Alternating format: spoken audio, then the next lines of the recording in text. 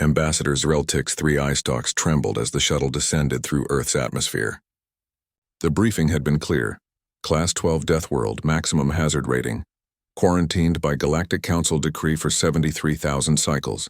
Yet here he was, violating every survival instinct evolution had gifted his species. Because the humans had invited them.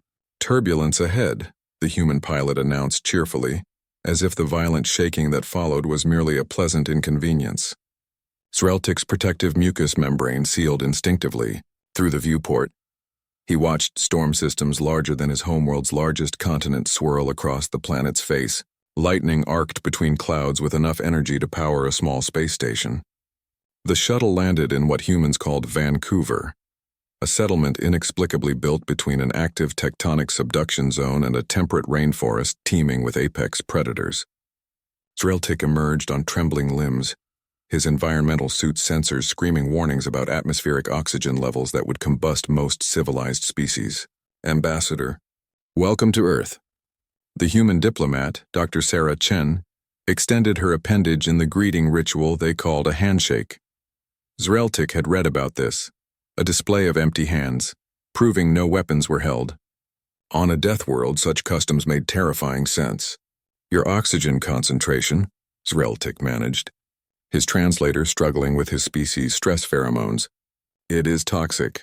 21%, Sarah smiled, revealing the flat grinding teeth of an omnivore species, one that had clearly conquered both prey and predator. Perfect for us. Come, we have much to show you. The tour began in the city center. Zreltik watched in horrified fascination as humans moved about without environmental suits, breathing the caustic air, their skin exposed to unfiltered stellar radiation. Children, young ones, played in an open space while adult humans sat motionless, deliberately exposing themselves to their sun's harmful rays. They're sunbathing, Sarah explained. Vitamin D production. Feels good. Your star is classified as a yellow dwarf prone to coronal mass ejections and radiation bursts, Zreltik protested. Yeah, it keeps things interesting, Sarah said, that strange human smile never wavering. Though we do use sunscreen now. Skin cancer rates dropped significantly after that invention. After, Zreltik noted, they had lived here before understanding how to protect themselves. The horror compounded at the ocean. Massive bodies of dihydrogen monoxide, the universal solvent capable of dissolving most known biological compounds, stretched to the horizon.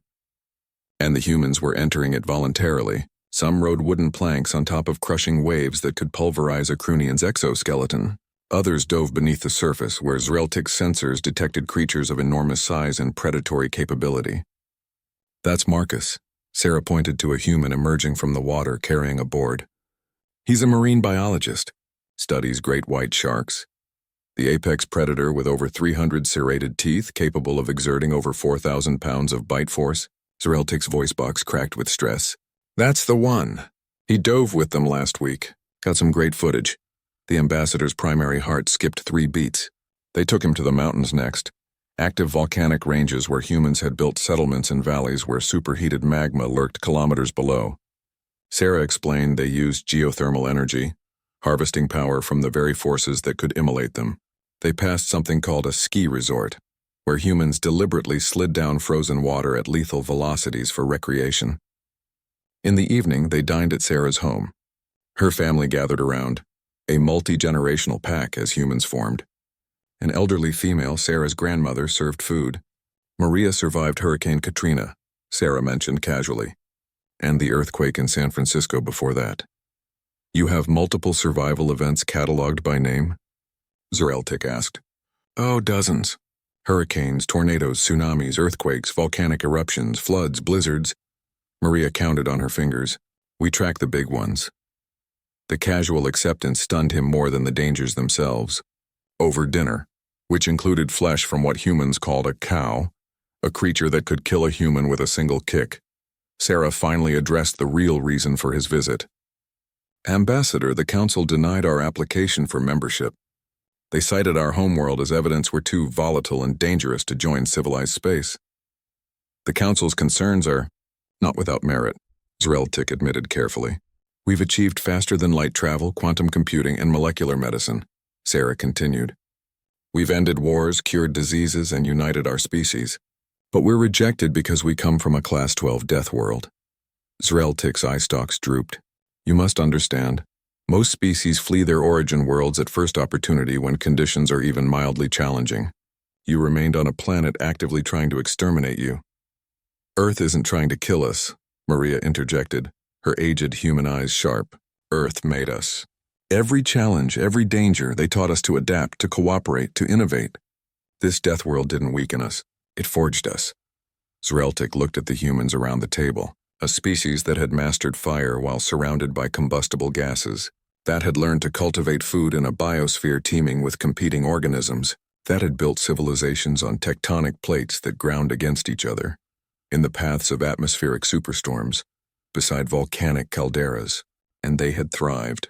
The Council fears what you might become, he said quietly. A species that considers this home. What would you consider a challenge? Sarah leaned forward.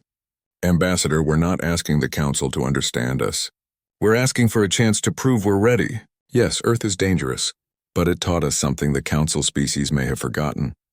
That growth comes from adversity, that strength comes from struggle, and that the greatest achievements require the greatest challenges.